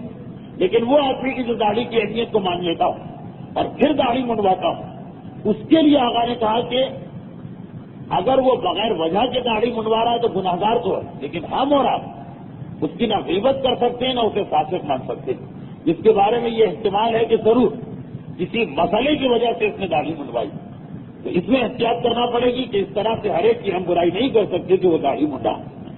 اس کے بعد 2-3 آخری مسئلے ہیں اور یہ بہت اہم ہے. پہلا مسئلہ یہ ہے کہ جو آدمی داڑھی منڈواتا ہے اگر وہ کسی مسئلے میں گواہی دے تو کیا ہم اس کی گواہی قبول کر سکتے ہیں؟ چاند کے مسئلے میں، نجاست کے مسئلے میں، طہارت کے مسئلے میں، اس مسئلے میں کہ فلاں آدمی سید ہے اس سے خمس دے دیجیے، اس مسئلے میں کہ فلاں آدمی مجتہد کا وکیل ہے، مثلاً جو گواہیاں، داڑھی منڈے کی گواہی قبول ہے یا قبول نہیں؟ فرماتے ہیں کہ جی نہیں، اس کی گواہی قبول نہیں ہے مگر یہ کہ وہ داڑھی منڈوانے میں معذور نکلے. یہ اگر ثابت ہو جائے کہ اس نے انتہائی مجبوری میں داڑھی منڈوائی تو اس کی گواہی قبول ہوگی، ورنہ اگر اس کی حالت پتہ نہ چلے کہ کیوں منڈوائی ہے داڑھی، اس کی گواہی قبول نہیں. اسی سے متعلقہ ایک اور سوال پوچھا گیا کہ کسی مسئلے میں ہم کو گواہی چاہیے اور فقط 2 ہی آدمی وہاں موجود ہیں گواہی دینے والے، ان میں سے ایک داڑھی منڈا ہے، کیا ہم اس پہ بھروسہ کر سکتے ہیں جبکہ اور کہیں سے ہمیں گواہی نہیں ملے گی؟ فرمایا جی نہیں، داڑھی منڈے کی گواہی پر قطعاً بھروسہ نہیں ہو سکتا ہے سوائے اس کے کہ آپ کو اس سے اطمینان مل جائے. خیر، اب آئیے آخری 2 جو اہم مسئلے. پوچھا گیا آقا سے کہ اگر باپ اپنے بیٹے کو داڑھی منڈوانے کا حکم اور اسے دھمکائے، ڈرائے کہ تم نے داڑھی نہیں منڈائی تو میں تمہیں نکال دوں گا، نکالنے کی دھمکی دے مثلا، تو کیا اس صورت میں بات کی مخالفت جائز ہے یا جائز نہیں؟ آقا فرماتے ہیں کہ لا یجوز حلق اللحیہ بدون عذر شرعی، داڑھی کا منڈوانا بغیر شرعی مجبوری کے جائز نہیں احتیاط واجب کی بنا پر. وَيَجُوزُ مخالفت الوالد، اور والد یعنی باپ کی مخالفت بالکل جائز ہے اسلام میں اذا امرا بالترک واجب، جب وہ کسی واجب کو چھوڑنے کا حکم دے، اور فعل حرام یا کسی فعل حرام کا، تو اس صورت میں باپ کی مخالفت بالکل جائز، لیکن والاولی ارضاؤہ، بہتر یہ ہے کہ کسی طرح سے اسے بہلا کے پھسلا کے راضی کر لے داڑھی کے مسئلے پر، بہرحال یہ تو بہتر ہے، لیکن اگر کسی طرح بھی وہ آپ کے ہاتھ آنے کو تیار نہیں ہے تو مخالفت جائز۔ آخری مسئلہ کہ داڑھی منڈوانے والے کی سزا کیا ہے، ما عقوبت حالۃ اللحیہ، داڑھی منڈوانے والے کی عقوبت کیا ہے، سزا کیا ہے۔ اب دیکھیے آغا کے اب تک کے مسائل سے کچھ لوگوں کے ذہن میں یہ خیال پیدا ہوا ہوگا کہ آغا نے تھوڑی نرمی رکھی، احتیاط واجب بھی لگا دی، گنجائش بھی دے دی کہ اگر جان یا عزت خطے میں ہو تو داڑھی منڈوائی جا سکتی ہے، داڑھی منڈے کا اتنا فیور کر لیا کہ جی اس کی غیبت نہ کرو، اسے فاسق نہ کہو، جب تک کہ یہ ثابت نہ ہو کہ وہ منکر داڑھی۔ لیکن یہ اس کا مطلب یہ نہیں کہ داڑھی کی کوئی اہمیت نہیں۔ اب دیکھیے آخری جملہ، ما عقوبت حالۃ اللحیہ، داڑھی منڈے کی سزا کیا؟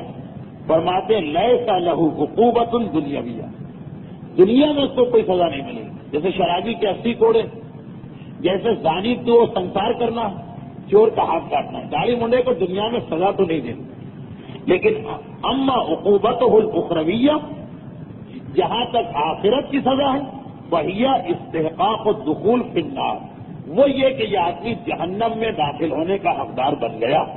کہ داڑھی منڈوانا، خلاصہ یہ نکلا کہ آغا کوئی کے نزدیک یہ 8 مسئلے داڑھی سے متعلقہ جو پڑھے گئے، یہ آغا کی اپنی کتاب سے پڑھے گئے ہیں۔ اس کا آخری مسئلے کا مطلب یہ کہ بہرحال شریعت کے الفاظ میں اگر کہیں آپ کو نرمی یا لچک نظر آئے، اس سے ناجائز فائدہ نہ اٹھائیے۔ آغا نے کہا کہ دنیا میں اگر کوڑے نہ ملے، سنسار نہ کیا گیا، ہاتھ نہ کاٹا گیا، اخروی سزا یہ ہے کہ یہ آدمی جہنم کا حقدار ہے۔ وہی استحقاق الدخول فی النار، یعنی داڑھی منڈوانا اتنا بڑا گناہ ہو گیا آغا ہی کے الفاظ میں، اس کی سزا آتش کے جہنم۔ تو جہاں مجبوری ہو وہاں تو اسلام خیال رکھتا، وہاں تو اسلام خیال کرتا، لیکن جہاں مجبوری نہ ہو، آدمی خود بہانے تلاش کرے یا الفاظ کی نرمی سے فائدہ اٹھائے، وہاں بھی یہ مسئلہ ہے کہ جو ابھی آپ نے سنا۔ اور پھر فقہی اعتبار سے داڑھی کے لیے الفاظ چاہے نرم آئیں، فقہی اعتبار سے چاہے کچھ الفاظ نرم آئیں، لیکن ہمارے پاس تو ایک ایسی حدیث بھی آ رہی، اگرچہ ضعیف حدیث ہے، لیکن جب اس میں اتنی نسبت آ گئی کہ پھر ہمیں ایک مرتبہ ٹھہرنا تو ہے، سوچنا تو ہے کہ واقعاً اگر امام نے یہی کہا، کہا تو ٹھیک ہے، وہ تو اللہ کا حکم، لیکن داڑھی کے بارے میں ایک حدیث آ جاتی ہے، اگرچہ حدیث ضعیف ہے، لیکن یہ ایسے خطرناک مسئلے ہیں کہ اس میں ضعیف حدیث سے بھی آدمی کو بچنا پڑے گا۔ وہ کون سے جملے؟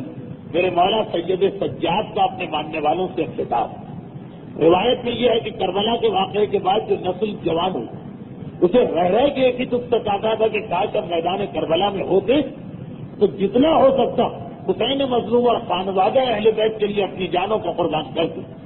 آئیے لوگ میرے مولا کے پاس، مولا سجاد ہم کربلا میں نہ، آج کوئی خدمت کرنا چاہے آپ کے گھرانے کی تو کیا خدمت۔ امام کی آنکھوں میں آنسو آ گئے، کہا کہ ایک تو یہی کہ 3 کاموں سے اپنے آپ کو بچا لینا، اس لیے کہ یہ 3 کام ایسے ہیں جو ہمیں شام یاد دلا دیتے ہیں۔ اور شام کون سی منزل؟ سید سجاد کربلا سے زیادہ شام کا ماتم کرتے، الشام الشام الشام۔ راویوں نے پوچھا، جوانوں نے پوچھا، ان کربلا کے بعد ہوش سنبھالنے والوں نے پوچھا کہ مولا وہ کون سے 3 عمل؟ کہا پہلی بات تو یہ ہے کہ کبھی شراب نہ پینا، دوسری بات تو یہ ہے کہ کبھی شطرنج نہ کھیلنا، اور تیسری بات یہ ہے کہ کبھی داڑھی کو نہ منڈوانا۔ نوجوانوں نے کہا مولا اس کا شام سے کیا تعلق؟ کہا اس لیے کہ جب ہم کسی کے ہاتھ میں شراب کا جام دیکھتے ہیں تو ہمیں یزید کا ہاتھ یاد آ جاتا۔ آپ کو معلوم ہے کہ یزید ایک طرف سیدانیوں کو اپنے دربار میں بلا چکا، اس کے بعد اتنا غافل بھی ہو گیا کہ کھڑے کھڑے یہ بیویاں تھک گئی، فقط اس لیے کہ یزید کے ہاتھ میں جانے شراب کے نشے میں چور، اور باب ازاں خالی مسئلہ شراب بھی نہیں، آدھی شراب پیتا اور آدھی شراب اس تشت میں ڈالتا جس میں حسین مظلوم کا چکا ہوا پاک و پاکیزہ سر ہے۔ میرا مولا کہتا جہاں میں شراب کسی کے ہاتھ میں نظر آئے ہمیں دربار یزید کا وہ منظر یاد آ جاتا۔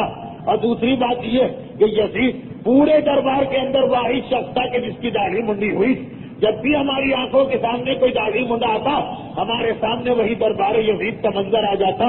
اور تیسری بات شطرنج، اس لیے کہ یزید شطرنج میں اتنا لگا ہوا تھا، اتنا محب تھا کہ زینب کبریٰ کھڑے کھڑے تھک گئی، شہزادی کے گھٹنے درد کرنے لگے، مگر یزید کے پاس کہاں وقت کہ بیویوں کی جانب توجہ دے۔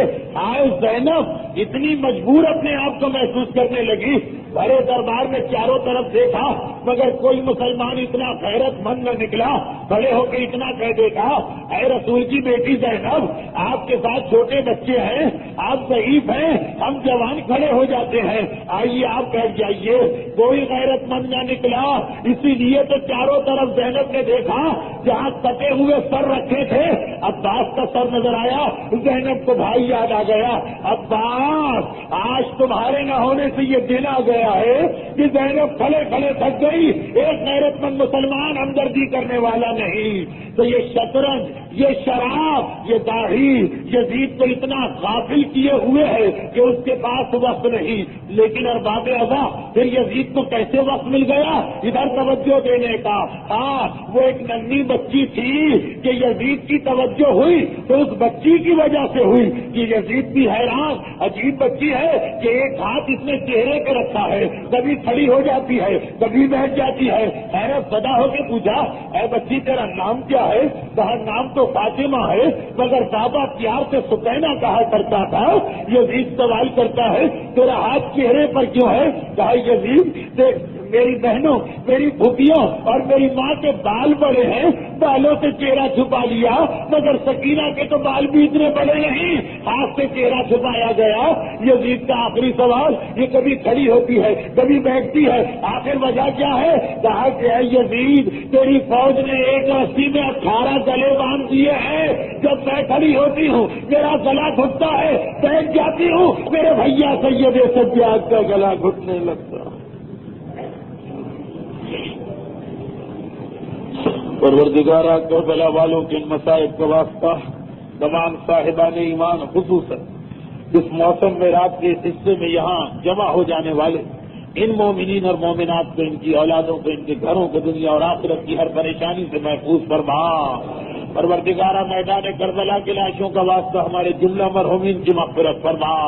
پروردگارہ جس اسلام کے خاطر آل محمد نے اتنی قربانیاں برداشت کی ہیں، ہمیں اس دین کے احکامات پہ عمل کرنے کی توفیق عطا فرما، اور ان مظالم کے انتقام کے لیے اپنی آخری حجت کے ظہور میں تعجیل فرما۔